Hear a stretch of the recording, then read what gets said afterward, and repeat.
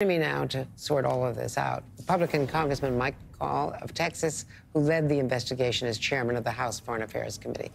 Mr. Chairman, I know you've been very busy with this, and thank you very much. You've released it today.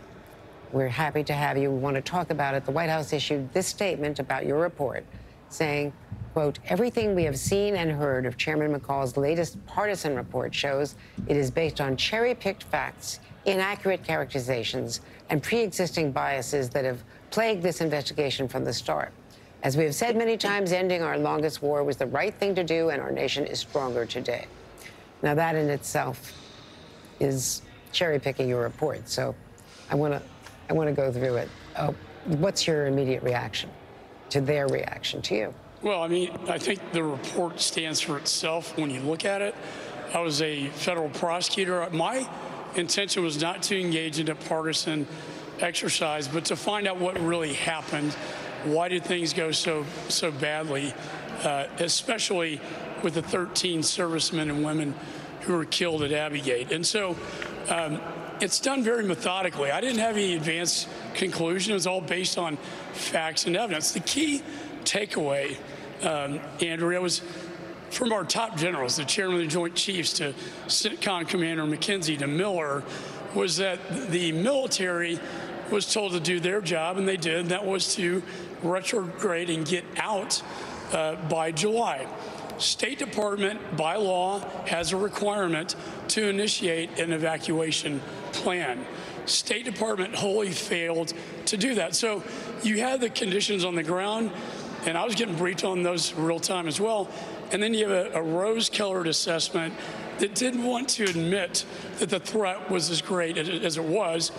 So the plan itself is not initiated until the Taliban has actually overrun Kabul, marching on its way to the embassy, putting everybody at risk, including Ambassador Wilson, who fled to the airport, left his 100 Afghan personnel behind to probably be killed by the Taliban. Thousands of classified documents, passports burned.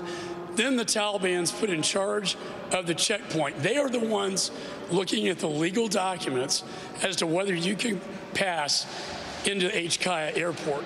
This never would have happened if they had had a plan in place. If you fail to plan to fail.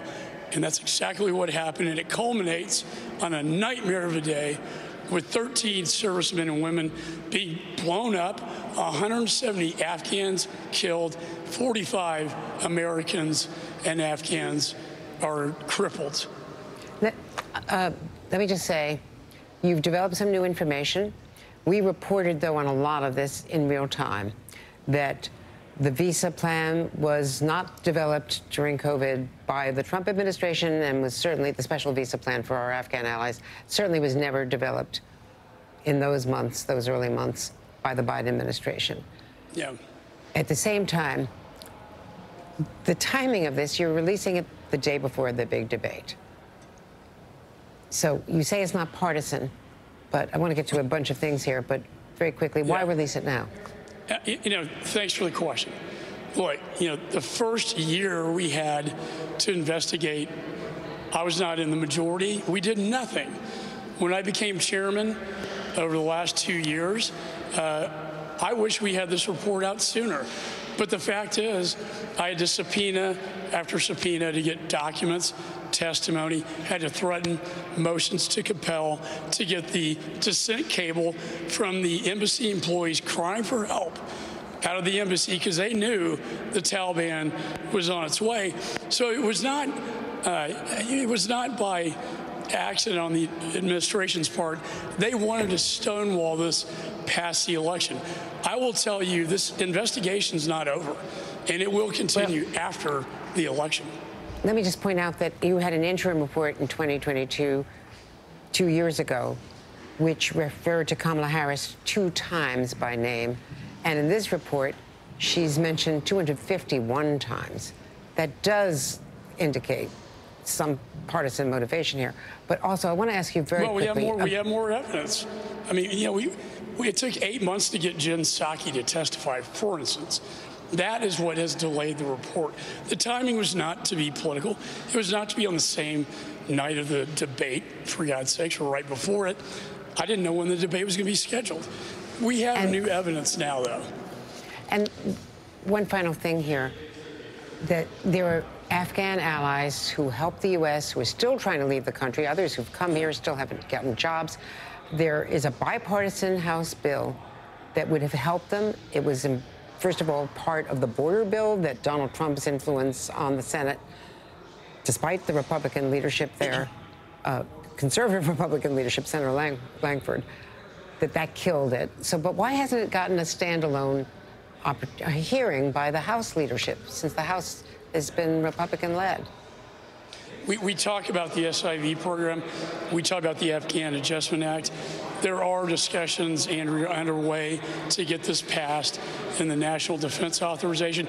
My view is like, look, if we're going to bring them here, of course they have to be vetted, but let's treat them humanely. What I really worry about the most were the Afghan allies and partners that we promised we would protect, and we violated that duty and that oath by not having a plan of evacuation, and we left them behind with the biometric equipment, by the way, Andrea, that the Taliban goes door to door, checks fingerprints, then takes them captive, tortures them, and then in some cases executes.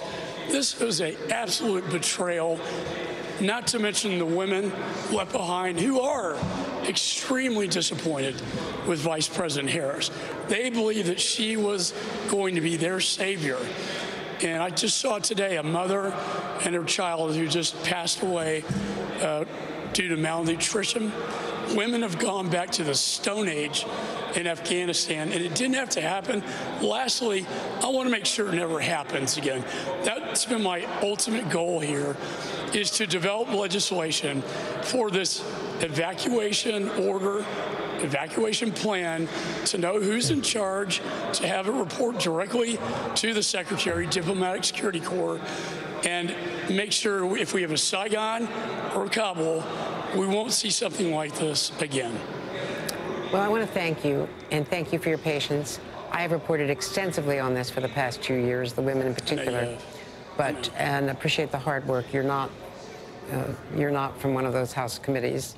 The committee you lead is a serious committee, but I think that Donald Trump, in fairness, Donald Trump had a lot to do with cutting out the Kabul government and cutting a deal with the Taliban and locking in the United States to a withdrawal deal that Joe Biden's administration wanted as well. So both presidents have a share in this. Thank you so much. I do have a comment if you want me to respond, but otherwise, I mean, Doha, when it was being violated by the Taliban, that's when the president decided to keep 2,500 troops, a light footprint, 6,500 NATO, air cover.